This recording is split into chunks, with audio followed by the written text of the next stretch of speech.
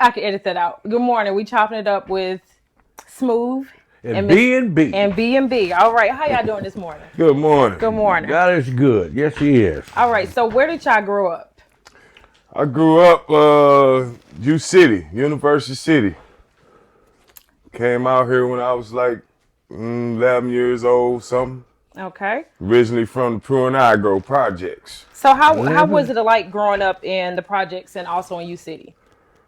The projects was rough. U City was more white people out here. There weren't many black people in U City when we grew up. But U City to me was a little slow coming from the projects. Yeah. Yeah, Okay. because you had to fight every day. Yeah. How like Miss Lawrence? So did you grow up in the projects or was No, it I U grew up City? out in Elmwood. We moved here in 1973. Andre Smooth was already here. Okay. I think they was here. Yeah, they was here before we were. So tell me about the area that you grew up before you came to U City, because I'm not familiar with that area. Well, Elmwood is right off of Dillman Road out in the county. It was like a little mini, well, Section 8 projects, and Okay. then my mother moved out and bought our house up here on Etzel. Okay. So do you see like compared to where y'all grew up, how was it then? Like what is the difference? Like what would you say is the major difference that you see now from when y'all grew up, the areas that y'all grew up in? Well, there's no respect now. I mean, back then, you get in trouble, your mom go out and get a switch and tear your ass up. Now, you know, Right. now you scared to say something to the youngsters because everybody got guns. I That's mean, true. you Yeah. you can't say nothing to them. Yeah. You can't speak to the young That's folks. true. You know, What do you think caused it? Like how do you think we got from being so respectful back then and then now you can't say nothing to the kids? Well, now it's no more grandmamas out there. It's Mhm. no more respect for us. And then with my generation, we still had you respect your mom and your Mhm. parents. The next generation after me, the drugs came. When Mhm. when crack hit the city, it fucked everything up.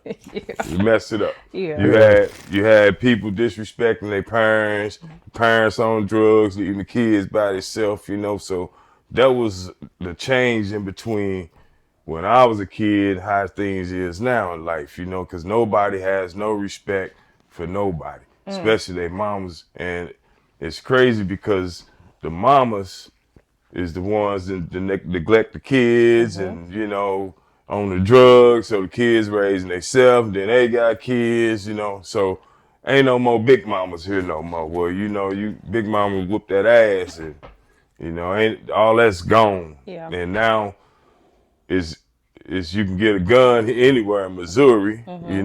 no felon and Mhm. everybody shooting. Ain't no more. Man, this dude used to fight every day.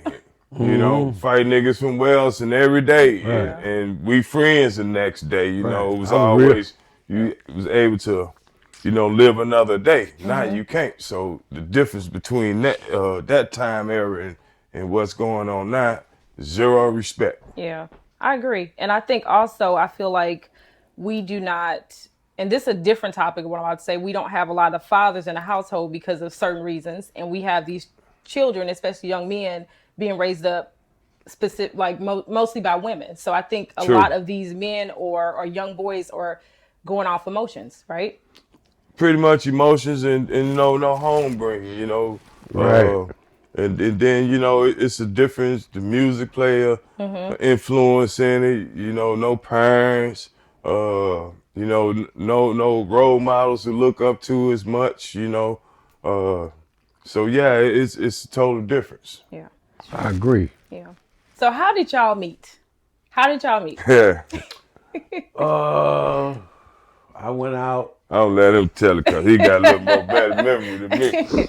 I went out in the alley, and it was a big apartment building. I think it was still there, Yeah, and apartment building still there. He was and tearing it they down. turned Okay. it down, and everybody was throwing bricks or playing ball or something. And a brick, no disrespect, Uh-huh. brick hit Mr. Franklin in the head, Oh. and he went to hollering, and all his people raised. his brother and everybody stuck their head out the house and was mean mugging and Briar threw the brick. Okay. Yeah, the And funny thing about that, the dude that hit me with the brick, I'm married to his sister now. Yeah, So that was the difference between now and Right, then, you know right. what I'm saying? And I ran up to him, man, you all right? And then I think ever since then, we've been friends Yeah. over what? Shit, 40 years. 40 Wow. years. Yep, 40 over years. 40 years. Yeah. 40 years. I think that's amazing because it's like how do y'all keep y'all friendship going? Because nowadays people do not value loyalty. They don't even value nothing. So how do y'all keep that going for that long? Shit, a little bit of this And a little bit of that. All And right. we get it together. We just once you get a friend and it's good to hold on to them because nobody is that's missing too. Because most friends turn on each other or you know what I'm saying. He ain't got no more money than I got, and I ain't got no more money than he got. We just, you know what I'm saying, we all we got. Yeah. As Nelly used to say. Yeah. You Yep. know. Yep. We A all lot we of got. friends and a lot of people get jealous because of our relationship. Yes. Yeah. It's just what it is what it is. Yeah. Well, I do want to say something to both of y'all. I think y'all are great men. I think y'all are great fathers, great grandfathers. I think y'all are amazing. And I really do. I have so much respect for both of y'all. And I think y'all friendship is amazing. Y'all honest. You're not going to let no BS go by. I think y'all are very, If it is, he very gonna upstanding gentlemen. He gonna shoot it straight to the point. He ain't cutting no corners. Me, I might sit there till I get mad to the build up, and then I shoot it out. He's shooting straight from the hip. He ain't punching no punches. Yeah, that's the difference between the friends. He'll sit back. Me, I gotta let you have it right off top. Right off top. All right. So what's the funny story that y'all have of each other? Or a funny memory that y'all can remember of each other? Oh shit, Let me see. there's a bunch of them. Yeah, and a bunch of them can't be told. There's a bunch of them. All right. So y'all want to keep that for a different day? Or? Some of the funny ones maybe been like that we can't share. Riding bicycles, falling off the bicycles or whatever. They used to call me Captain Hook and call him Barry was real skinny. Right, he used to call me Bones. Yeah, Bones. And I was like 900, man. I didn't want to eat 90 pounds. I wasn't eating 90 pounds, man. But I'll fight though. I wasn't scared. Okay, so you can tell them one of the stories when my bike got took off Andre Port. Yeah, that was pretty funny. Yeah. He like I say, back again to where we would fight. Barry had just got a new bike, right? Yeah. And somebody stole it off my porch. We go find out who stole it. So I go get Barry. So I got the nigga got your bike, man. You come on, knock him out. So Barry reached back and hit the dude named Tony, but we call him Duck Booty. Hit Duck Booty in his eye, bust his eye open. Shit, Barry was a hero for a whole motherfucking year. Got on my bike and rolled on home. Rolled on back home. Cause that was the first bike. Was a BMX with the honeycomb. Honeycomb. I was the first one on the block. Rolling. I just said, I gotta go get me one. Then he came out with the mag rims or something. Yeah, his mama was buying the bikes. I had to go to Clayton and go in the motherfucking garage and get me one. All right, so we touched on how the younger generation is a little different. What advice would you give to them today? If you could, if you had one young male or female, some good advice that you can give to them, because I know a lot of them do not listen, but what advice would you give to them today? Well, it's like you say, a lot of them don't listen, so you mostly have to lead by example. Okay. You know what I'm saying? The advice I would get to them, stay in school, respect your parents. If you ain't got no parents to respect, find you a role model and respect that, stay strong in school, but, I believe now you have to lead by example because they more of a see you doing it, and then they can follow your footsteps. By telling them, they may not be able to comprehend now because times have changed. That's very true. I agree. Amen, my man. Yep. All right. So, what keeps y'all going in life? What's your motivation? Motivation, getting up every day, taking care of your grandkids and Yeah. staying out the way. Staying out the way. 'Cause Yep. Yeah, my motivation is my kids, my children, my grandkids for sure. So, and then you gotta really have that can't be your only motivation. You gotta have some kind of spiritual motivation even to enjoy, what you. And then depending on what the fuck you motivate. It could be motivating, it could be negative motivation, but find some spiritual motivation in life and enjoy your family because you only got one shot at life. That's true. That's it. right. That's true. All right. So, I want to ask both of y'all. So, what are you most proud of about yourself, or what's your biggest accomplishment so far in life?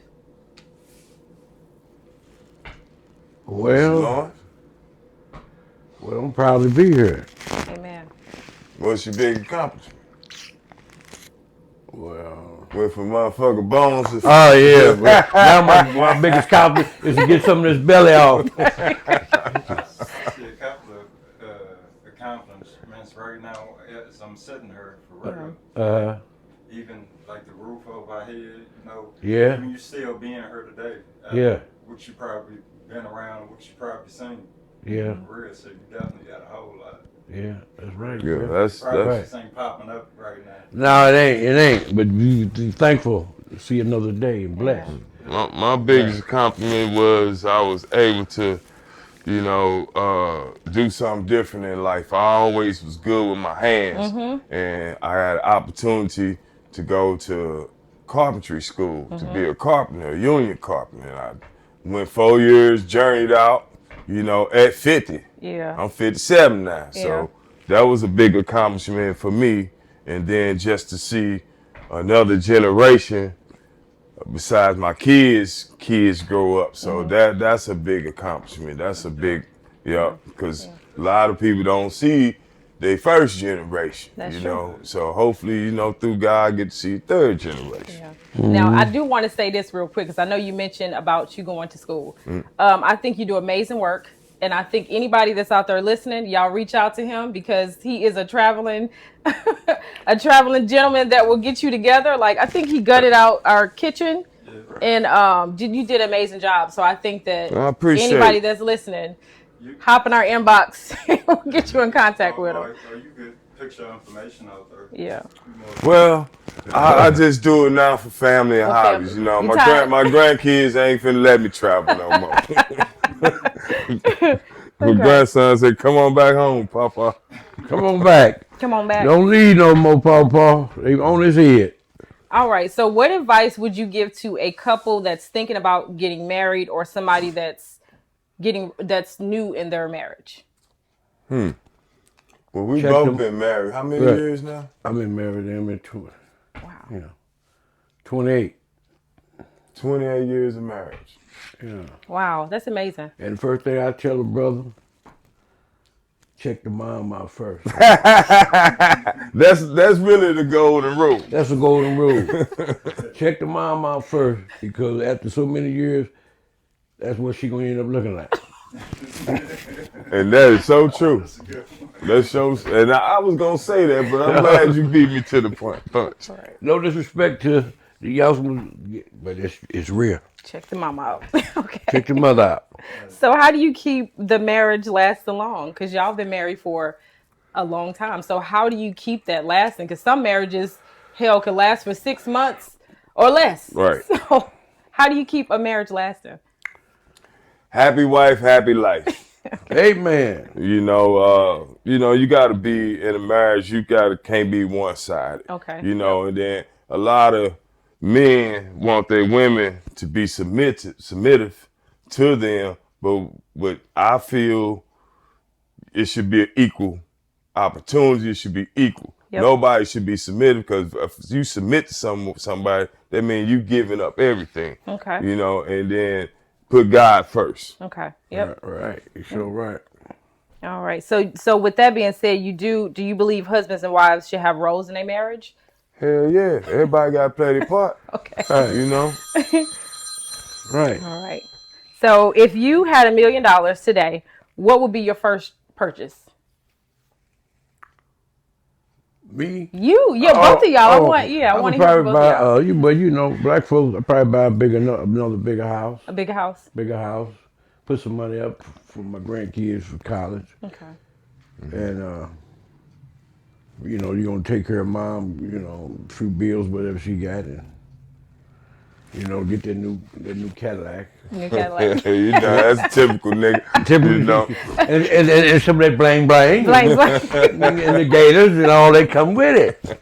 All right. So what would be your first purchase? My $1 million, I would definitely upgrade my living for as housing.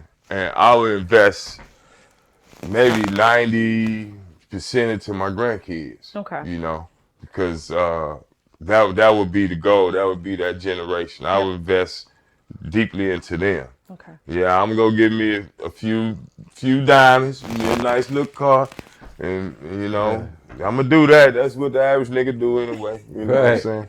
But yeah, I would invest 90% into my grandkids. Okay. Right. So you got each one of y'all. I want to hear both of y'all.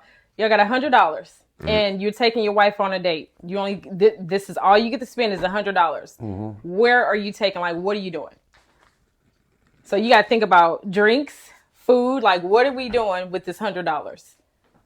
Shit, me, $100. We going to all you can eat buffet. And end up with some change, right? Yeah, shit. We're going to Golden Corral. Yeah. And put some gas in the tank, and on the way back, we might hit Walmart and pick up some toilet paper and come on in. I'm just saying, if y'all took me on a date for that buffet, I would be like, no, I'm not going. Well, you won't eat. All right. So can both of you guys leave a positive message for anybody that's going to see this video? Positive message, God first, family second, and enjoy your life. You only got one shot. That's true. If you're in St. Louis, you're driving fast, slow down. Put the guns away, because you know what I'm saying, we ain't doing nothing but killing each other, but as a nation, we can grow together as people. But other than that, you know, so that would be my positivity thoughts to y'all out there in the world. Peace and love. God first, family, and love. Deuce.